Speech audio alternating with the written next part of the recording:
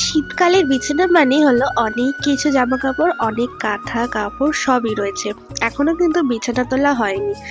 তো এখন ঘড়ি কাটায় কটা বাজে তারা তোমাদেরকে দেখায়। দেখো তো কটা বাজে, প্রায় বাজে 9:40-এর কাছাকাছি। এদিকে যেহেতু আমি শুয়েছিলাম, অনেকটা দেরি করে উঠেছি, তাই কিছুই গোছানো হয়নি। তো এইগুলো সব গুছিয়ে পরিষ্কার করে দাঁড়াও দেখাই তোমাদেরকে। দেখো তো কেমন লাগছে এখন। সবকিছু পরিষ্কার করে এখানে রেখে দিয়েছি। আর ওই যে ওইদিকে রয়েছে বালিশ। আর 5 মিনিটে কিন্তু পরিষ্কার হয়ে গেছে, মানে তাড়াতাড়ি করে। আর এইদিকে মা রেখে গেছিলো রুটি করে, তার সাথে ছিল চা। তো চাটাও গরম করে নিলাম। আর আজকে একটা নতুন কাপ বের করেছি। এটা আমাকে রাখি পূর্ণিমায়, মানে রাখি পরিয়েছিলাম, আমার মেজো ভাই দিয়েছিল। তো সেটাই আজকে বের করলাম। খুব ভালোই লাগছে, স্মাইলি, দারুণ লাগে। কিন্তু জানে না যে আমি এই কাপটা বের করেছি, দেখলে কিন্তু খুব। হ্যালো ফ্রেন্ডস, আমার লাইফস্টাইলে কিন্তু সবাইকে স্বাগত। আশা করি তোমরা সবাই খুব ভালো আছো, আমিও মোটামুটি আছি। গলায় চুন দিয়েছিলাম, তো সেই চুনটাই এখনো লেগে রয়েছে। যেহেতু কাশি, জ্বরটা এখন নেই, কিন্তু প্রচণ্ড কাশি আর গলা ব্যথা, গা হাত পা ব্যথা। তো আমি এখন নিয়ে বসে আছি চা খাচ্ছি। তো সারাদিন কি করি না করি সবটাই তোমাদের সাথে শেয়ার করবো, তো তোমরা দেখতে থাকো। তো একটা ইনভিটেশন চলে এসছে। এটা হলো একটা বিয়ে বাড়ি, মানে রিসেপশন, বিয়ে বাড়ি না ঠিক। আর এরা হলো খ্রিস্টান। তো আমি যেখানটায় থাকি আমাদের পেছনেও খ্রিস্টান, পাশে খ্রিস্টান, আর এই সাইডের পাশে রয়েছে বাঙালি। তো তাদেরই একটা রিসেপশনের ইনভাইট চলে এসেছে 26 তারিখে। তো যাবো, তোমাদের সাথে শেয়ার করব। আর আজকে দুপুরবেলা ছিল শাক ভাজা আর মাছ, ভোলা মাছের ঝাল। আর যেহেতু জ্বর কাশি, আমার মা নিয়েছিল এখানে পেয়ারা, নুন দিয়ে পেয়ারাও মেখেছিল। আর সন্ধ্যাবেলা মা করেছিল চা আর বিস্কুট, তো সেটা তো খেয়ে নিই।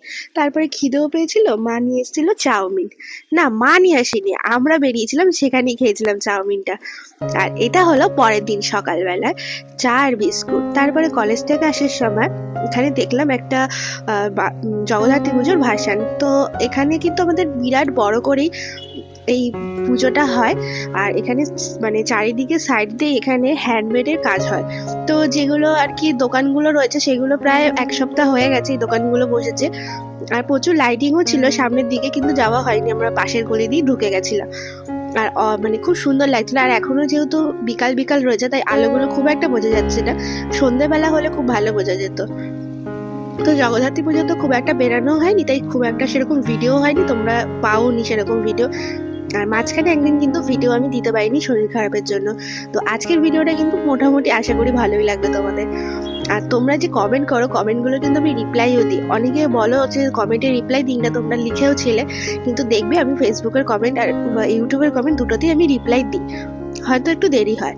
তো এখান দিয়ে চলে গেলাম সোজা বাড়িতে গিয়ে মা সন্ধ্যেবেলা নিয়ে এসেছিল দুখানা আলুর চপ।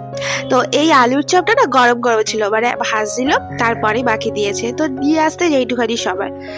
তো সন্ধ্যাবেলায় দুটো আলুর চপ খেয়ে নিলাম। অন্যদিন হলে মুড়ি খাই, কিন্তু মুড়িটা আর খাইনি। আর আমাদের ও বাড়ি থেকে কলা নিয়ে এসেছিল অনেকগুলো।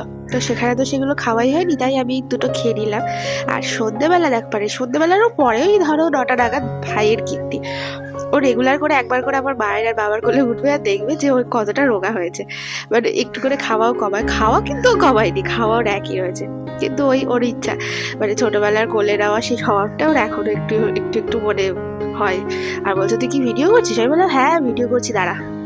তো তারপরে ওপরে চলে গেছিলাম। জগদ্ধাত্রী পুজোর একটা ভাসানেরই মনে হয় গানের আওয়াজটা পাচ্ছিলাম, কিন্তু কি আর বলবো, এই দিকটা না আর আসিনি। তা ভাই আর আমি গেলাম, কি বলছে দিদি কোথায় কোথায়। আমি বললাম কি করবো ভাই, এদিকে আসিনি, ওইদিকে হয়তো চলে গেছে।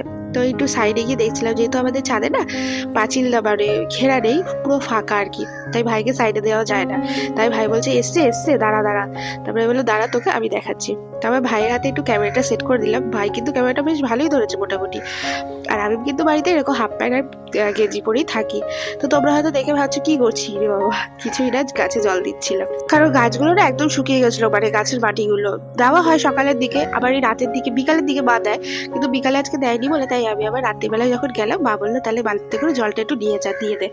তো বললাম ঠিক আছে দিয়ে দিই। আর এখানে পাখিগুলো না একদম ওই সাইডে ছিল, আর ওখানে একটা ডিম দিয়েছিল, ওটা ফাটিয়ে দিয়েছে, সেটাই আমি দেখছিলাম। এত দুষ্টু এত দুষ্টু এই সবুজ পাখিটা, যে বলার মতন, এত মারপিট করে দুজনে। ওই মনে হয় নিশ্চয়ই এই কীর্তিটা করেছে। তারপর ভাই বললো কই রে দিদি আছে? তারপর না রে ভাই নেই। তো তারপর আর কি 2 পা 1 পা করে চলে গেলাম, নিচে চলে যাচ্ছি। আর ভাইও বলছে যা ভাসান দেখতে আসলাম, সেটাই আর দেখতে পারলাম না, কি হবে বলতো। তাহলে কি আর হবে, এইদিকে যদি না আসে আর কিছু করার নেই। ও কিন্তু সবসময় আমার সাথেই থাকে, আমার সাথেই ঘুরঘুর করে, মানে আমি যদি বাড়িতে থাকি তাহলে ওর থেকে বেশি খুশি মনে আর কেউ হয় না। যেহেতু ওর খেলার সাথে আমি এখনো পর্যন্ত ওর সাথে আমি খেলি, ও দাদাও খেলে। তো রাত্রিবেলা একটুখানি দুধ খেয়ে নিলাম। তো আজকের ভিডিওটা এইটুখানি, ভালো লাগে লাইক করে শেয়ার সাবস্ক্রাইব।